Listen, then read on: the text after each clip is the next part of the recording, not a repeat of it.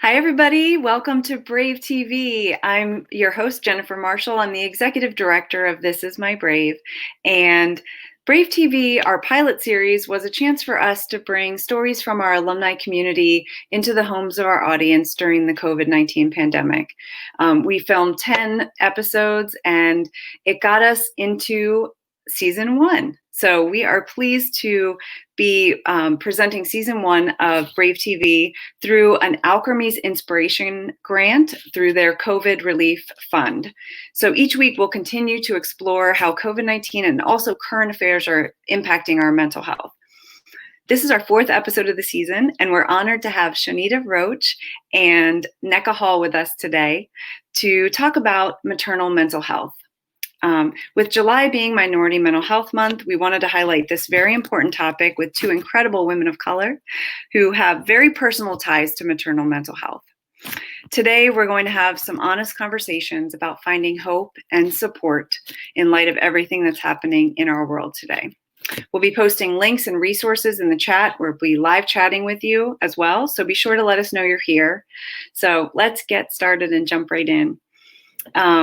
So, Shonita, you are the founder of Shades of You, Shades of Me, a maternal mental health awareness campaign that seeks to build a community of support for women from diverse backgrounds. And you're hosting an incredible conference coming up in October, so we're going to be talking more about that. The Multicultural Maternal Mental Health Conference. And so one thing a stat I want to start with is that only 32% of minority populations have access to mental health facilities and services. And this is just astounding. So in our conversation, we're going to get into that. But first, Shonita, will you tell us a little bit about your background and what got you into maternal mental health advocacy work?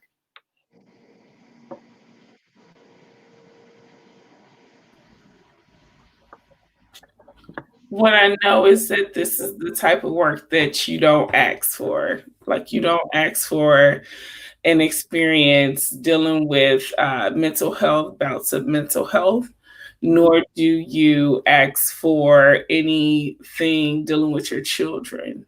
Mm-hmm. So I know that this type of work is not something that I chose to do, but it chose me. And because I was chosen to do the work in advocacy, I realized that someone had to step up. So this was my step up time. Where did I step up from? Is the question I want to answer. I stepped up when I lost a child at the age of 21 months, and I was 21 years old. I stepped up when I had another son that I had to fight the court system to keep. I stepped up when I had a son while fighting for my son who was still in foster care, for him to come home 3 days after I gave birth to him. I stepped up when I was pregnant with my youngest son, and the doctor told me that he would not survive because of his unique medical condition that he would be born with. And he said to me, babies like this don't survive outside of the womb. I knew that it was my step up moment because there was no access to support groups. There were no conversations or information that I could possibly find. I stepped up to say, no, he's going to live and I'm going to keep him. And that means I stepped up to the assignment, whatever it took to keep him alive. So we had long, prolonged NICU stays. He had surgery several times. And that was 6 years ago. And he's still here. I know by me stepping up meant that I had to do something. And now I'm at a place where something has to be done. Too many people are involved with suffering silently. Too many people are in situations where they would love to have their voice amplified. And too many people are in oppressive places and state of mind. And that's called mental health without support and without services. So with me stepping up, I realized I have no option but to continue to step up. There's no going back from here. That's how I became a maternal mental health advocate. Amazing how you use your personal story to change lives. We're so lucky to have you with us today. Thank you so much for being here.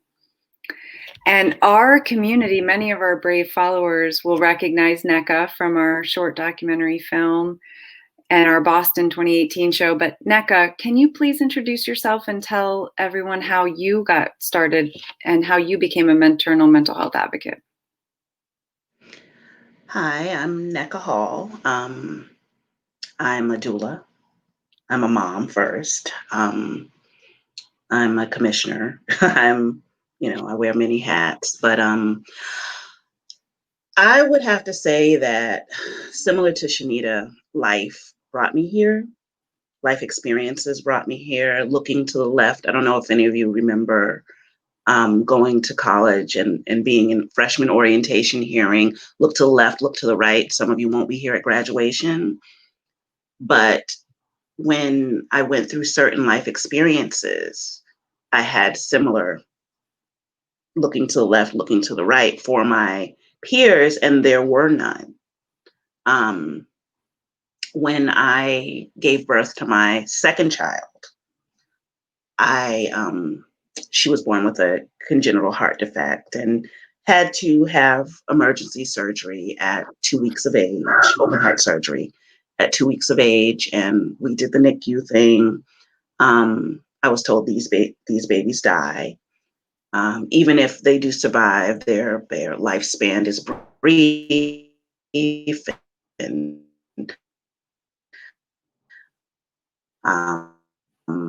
she's 14. Oh, sorry, I don't know what happened. Okay. I touched something and it went dark. She's 14. She's fine. Her heart is healthy. But taking that baby home from the hospital was traumatizing, and even more traumatic was the fact that no one came to check on us that first year. So of course I developed postpartum depression there, then and was given a prescription for Prozac, and that was it. Fast forward 5 years later to my third pregnancy, which ended in this full term, the 39-week stillbirth of my daughter, Anaya Marie, and not understanding how a very unhealthy child can live and thrive, and a healthy baby can be born still, can die in utero. There I added on anxiety and in addition to the postpartum depression, the anxiety, the grief, the PTSD. And then I said, enough. After that first year was over, still looking to the left and to the right for supports, more importantly, looking for people who looked like me, Black and brown people, not finding many who were speaking out on the topic. I needed to learn more. So then I became a doula. In becoming a doula, I ended up becoming an advocate, starting a nonprofit, Quietly United and Lost Together. And eventually I was introduced to this wonderful program, This Is My Brave, which taught me that it was okay to speak about the mental side of things. We talk about the emotional, we talk about the physical. We never talk about, especially as Black and brown people, there's that proverbial rug that stays on that front porch, and we're constantly lifting and sweeping. And then by chance, we take that rug out and start beating the dust from that rug, everything resurfaces, and you're drawn back into that moment. which is very unhealthy to keep reliving. Not that these things that we're going through are never going to subside, but to constantly be thrown back into that moment, those initial feelings, not dealing with them is a very unhealthy way to live, especially if you have other children. I had 2 children, my son who's old, they're like 5 stair steps, 5 years difference between the top, and then a 4-year difference between the youngest, who, is 4 years after my loss. How can I raise healthy, productive children if I'm not fully healthy and productive in the society? How can I continue to work, and not provide these supports?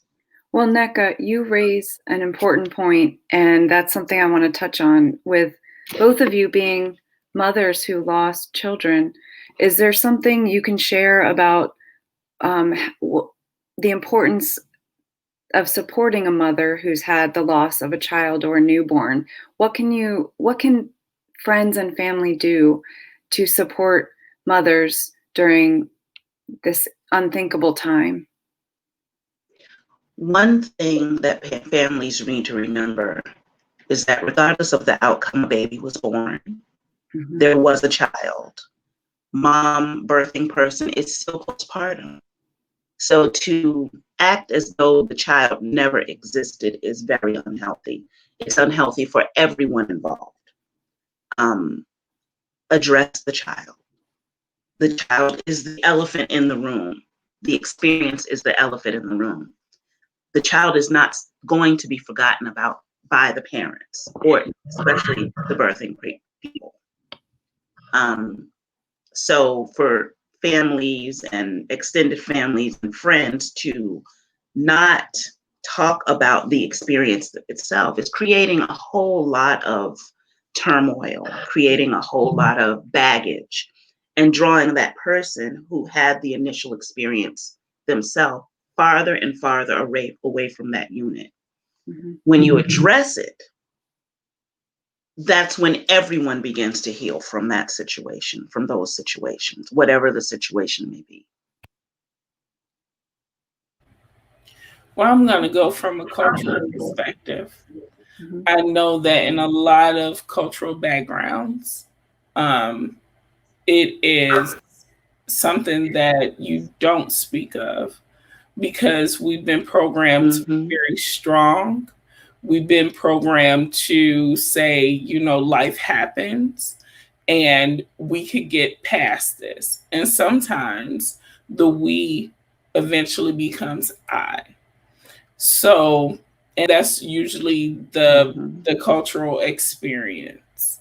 It's something that is unfortunate because it doesn't allow too much room for people to heal. And so now you see a lot of people creating spaces for people to heal, especially in diverse cultures. The experience that you have, I want to say, even from the room that you gave birth in to the day that happened to you, whatever that isolated experience is, all that is wrapped into one experience. And to be able to sort through your feelings through the lens of others as they try to project how you should get past it, what your journey should look like, and do a comparison to others is traumatizing all within itself. But again, speaking to culture and how it's always been, how we get past things, how we move past things, and we don't acknowledge each other's trauma as we should, which creates barriers a lot of times. What are you seeing as the shift, being you're saying new spaces created? I'm sure you both can share with us, what are some of those new spaces where women are learning it's okay, especially women of color, to not have to be strong, to talk about it? Are you seeing those, especially the conference you're building, Shonita? Oh my God, there's so many things and so many ways that people are finally opening up and ready to talk, because they're not willing to be that intergenerational curse that has always happened. And when I say curse, I'm talking about rhetoric that's usually passed down from generation to generation to generation. We're finally in a place where people have more services. And when I say services, I'm not talking about where it's necessarily therapeutic, but people are creating spaces like such as Facebook. Social media is becoming such a huge thing. People are willing to go into areas now and just speak about simple things such as anxiety and loss. My goodness, loss is huge now, where people are really describing, they're very descriptive, they're very much in a place of expressing themselves. So I believe that that's the new space that's being created. Now, in terms of the conference itself, this is the second year for it. And I'm telling you, it's drawing so much attention because of the spaces that have already been created. So now this is just a larger platform for people to be able to join in and network and talk about their experiences from across the scope. It's not just people who have lived an experience. We're talking about practitioners. We're talking about healthcare workers. We're talking about frontline workers. We're talking about people who have dealt with women and families, but never had the opportunity to share even their experience that they had in conversations. They've never been able to divulge their selves. So this is what's unique about this conference, because it's pulling every scope of occupation, lived in experience, a consumer, a researcher, all together to say we're in this together. We can no longer be divided. Yeah.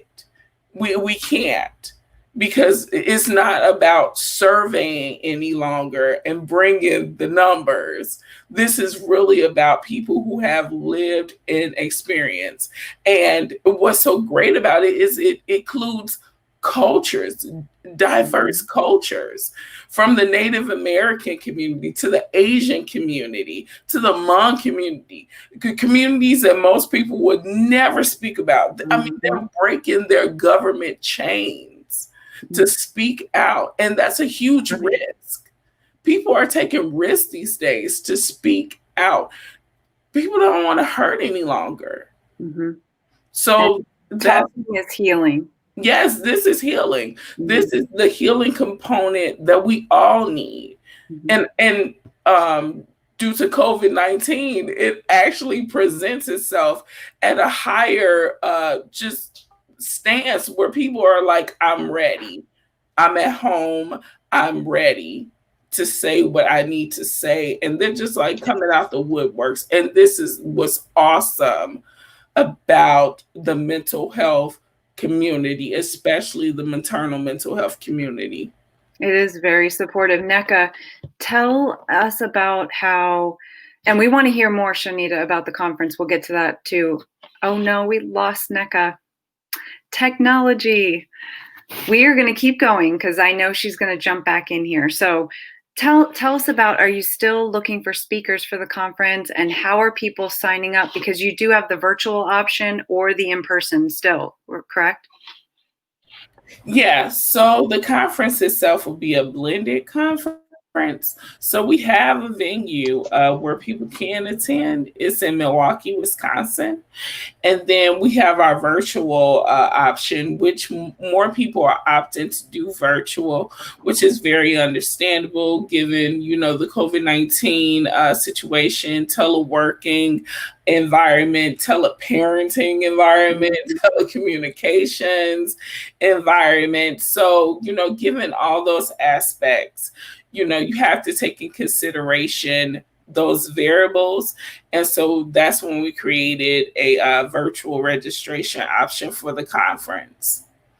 And that's, again, it's drawn a lot of attention that way. I mean, we're getting like large scopes of people from what I thought was just going to be like Wisconsin or a couple of states, maybe a little regional. No, this is like reaching out globally. I've had some interactions from people from other countries, and I'm just like super stoked, like, whoa, you know, so this is not just a Wisconsin conversation. This is something that is being heard in so many different sectors. It's needed. It is far needed. So it's wonderful that you have this extended reach with the conference. And NECA, you're back. Can you hear us? Can you hear us? I'm back. Can you hear me? You're back? Yes, I can hear you. I don't know what's going on. It's because of the storm happening. Okay. A storm is going on in Boston. We can kind of hear you. I think we'll keep going. We'll be good. Okay, so question for you both. How have you been juggling family, work, and your mental health during the pandemic?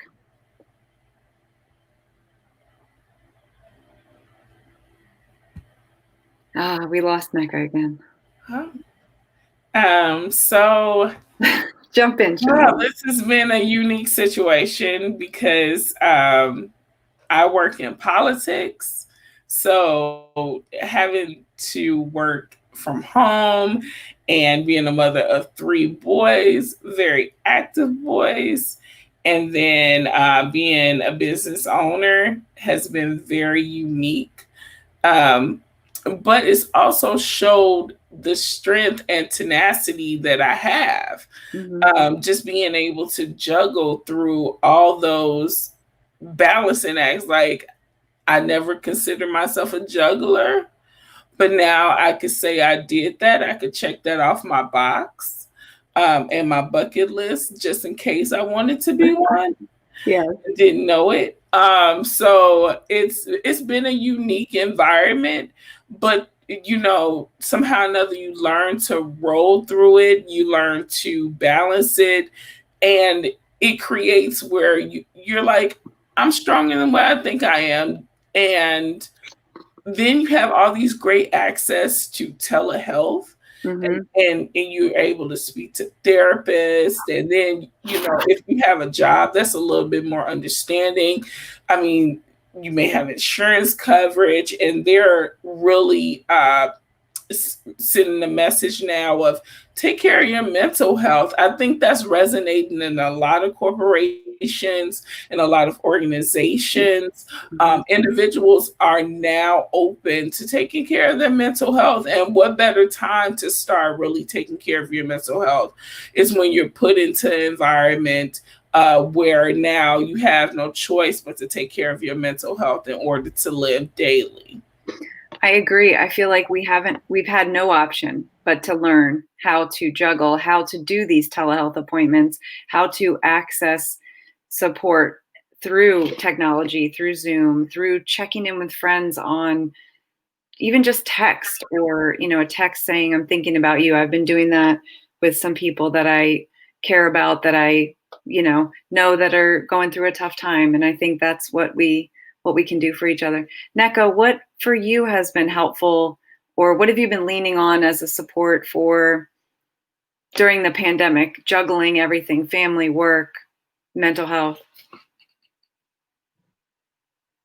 I've been gardening a lot, hands and feet in soil a lot, which I find grounding.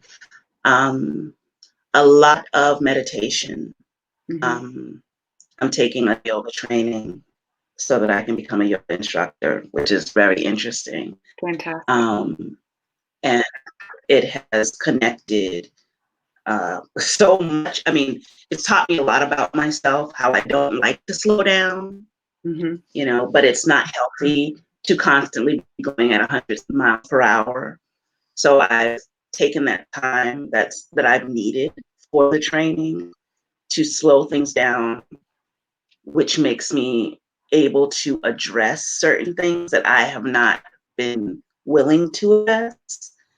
I spend a lot of time watching my children, especially my girls, to make sure that they're mentally able, making sure that there are no mental health challenges there. I don't want them to have the same life that I've led. And I know that certain aspects of it I can do something about. So I spend a lot of time talking to them, listening when talking, to see what they need mentally, what they physically. I think listening more than speaking with them helps tremendously. I hear you. I've been trying to get my oldest, who's been working the pandemic, to go to. You hear me? Yeah, you're breaking up a little bit. It's okay. I think he's doing whatever it's doing. I'm sorry. It's okay. But there's no way that we as parents can prepare our children for what we're experiencing now. Yeah. NECA, I'm going to put you on hold for 1 second here. I'm going to have Shanita. We're going to come back to you and hope that the storm crosses a little bit. Okay. Let's give you a second. Shanita, will you speak? I know both of you have been very active in lobbying efforts in trying to get bills passed and, further legislation that increases access to care for maternal mental health issues. Can you speak to some of the bills that you're working to get passed? Yeah, so let me speak about Wisconsin and in terms of our legislator. So we have a Democratic governor, but our House, our Senate is made up of majority Republicans.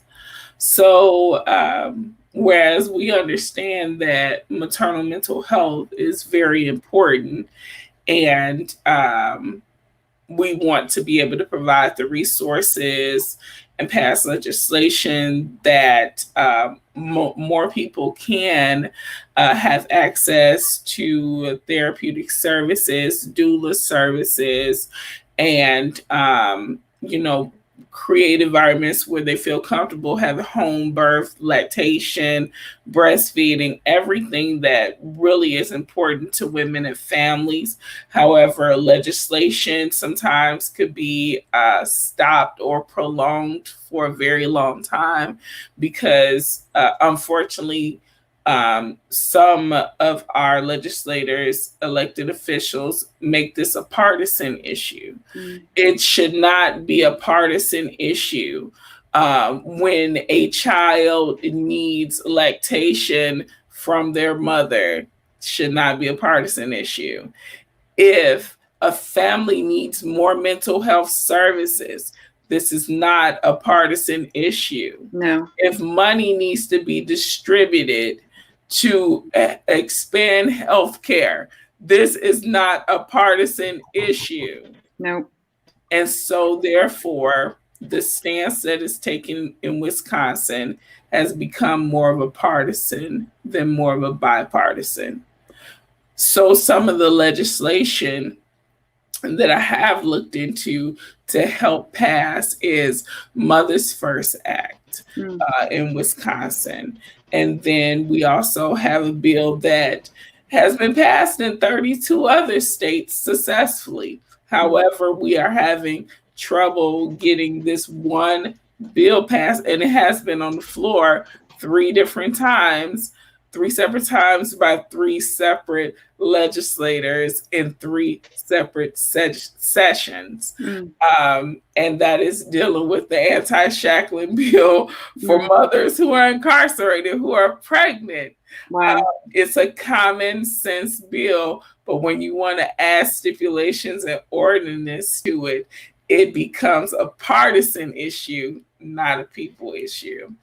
And so what am I saying? Sometimes the difficulties in just simply passing a bill that is very much common sense sometimes gets held up and it's not considered passable, or it just takes a long time to gain support. Which is why we're so grateful to you and to NECA for all your efforts in, pushing these bills forward. We need your personal stories behind speaking to these legislators and getting things moving. And you both are doing such a tremendous job. So keep fighting. Thank you.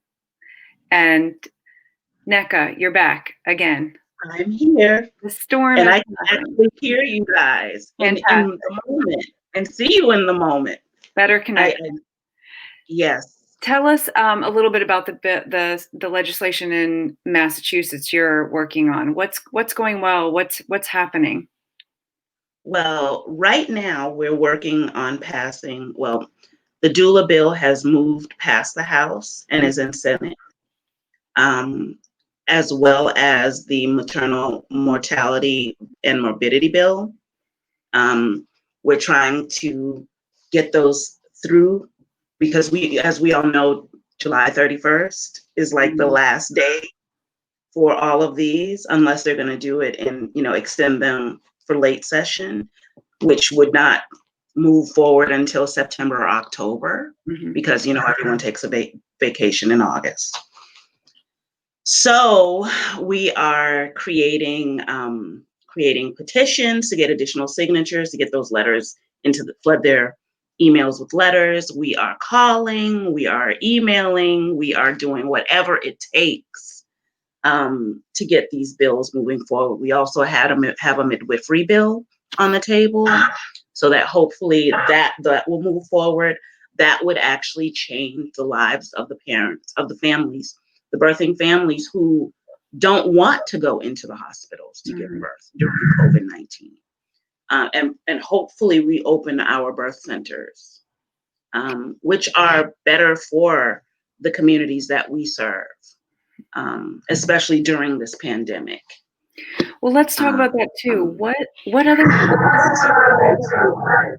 other supports are out there for new moms? Are there Zoom communities of the maternal support coming out that you can share with our audience? Yes, in Texas, the Fort Worth Birthing Project has a wonderful monthly childbirth ed series. I've actually, no, I have not been that bored, but I've actually been listening to see, because I like to check things out before I refer them to others. It's a phenomenal free training to any expectant parents and even any new childbirth educators who need their certificate signed. So that's one way, or new doulas who need their hours in childbirth ed. But it's a phenomenal class. It's a long class, 4 days, but you learn everything you need to learn for the birthing process, and it's free. So just look that up. Here in Massachusetts, yeah. We'll share the link. Okay, definitely. In Massachusetts, we have the baby cafes. They used to be held within different community centers, at libraries, at different hospitals, and community-based health centers. Well, now they're done via Zoom. There's one pretty much every day of the week. It's free. Anyone can get the link and do this on an international or a national basis. Those are supports that are needed. There are certain CLCs who can help birthing people if they're needing help with breastfeeding. So they don't have, a lot of parents are going home, it's not working because they're only going home 24 hours after giving birth. So they haven't gotten used to breastfeeding if they're first-time parents. So what are they doing? They're opting to bottle feed, to give formula. There are CLCs who are self-secluding so they can go into the homes and provide this added support. And when you say CSC, you're referring to Certified Certified Lactation Consultant. Yes, yes, who are self-secluding, as well as midwives who are self-secluding and doulas who are self-secluding, so that they will not get positive and they can go into these homes and provide these supports that the families need. There are programs called mutual aid across the United States.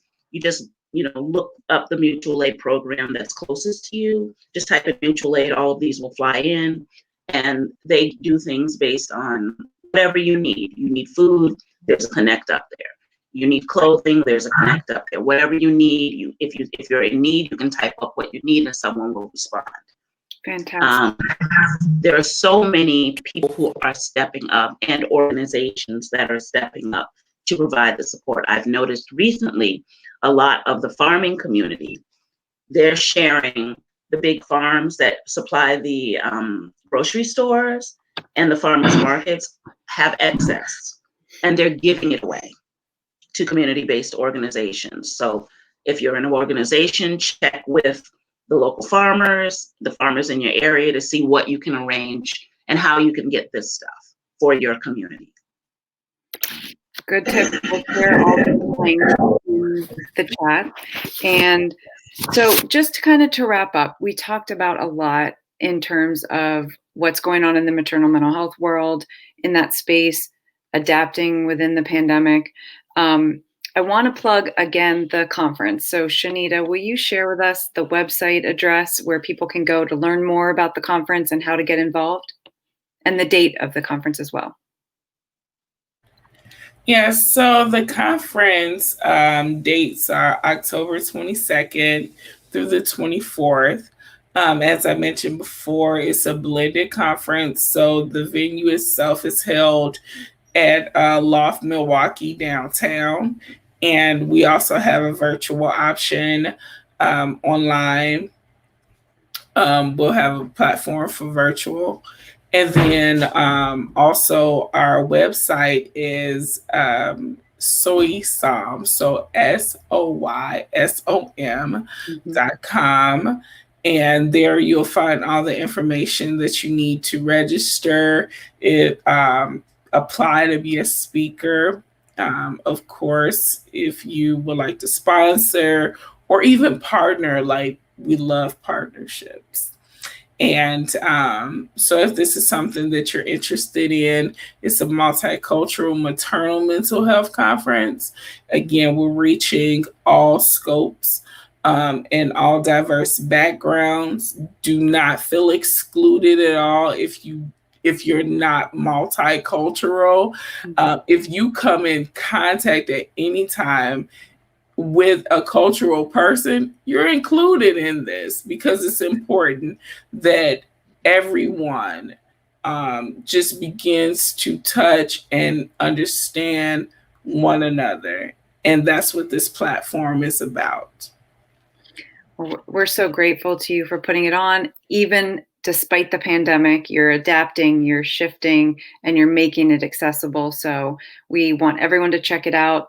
Tell all new mothers, those who work with new mothers and in the field, it's going to be a very important event. So we're happy to promote. And I'm sorry, Jennifer, for interrupting. We also have a scholarship that an organization did open up for us. It's PSI Wisconsin. We have scholarships available for moms or people, period, who may have some financial issues. We also have some additional funding to help others. We really want to project this message across the board so no one feels financially burdened or crippled. We really, really just want people to attend and people to register. So I have links available for you to apply through the organization that would be the distributor of the scholarships. Fantastic. No one left behind. I think that is amazing that you were able to connect with PSI to offer those scholarships. So we'll be sure to share information in the chat. And NECA is trying to join back, but I think we might have to wrap up. And just thank you both for being here with us today and for sharing your knowledge and experience and your personal stories. And we will share this out, and thank you all for tuning in to another episode of Brave TV. We have another episode coming up next Saturday. So Saturday, August 1st at 2 p.m. More info to come. Check our website, subscribe to our YouTube channel, and thank you again, Shonita and NECA, for being with us. Everyone have a great rest of your weekend. Oh, there's NECA. Thank you for having me. Bye. Bye. Bye, NECA. Thanks for being on.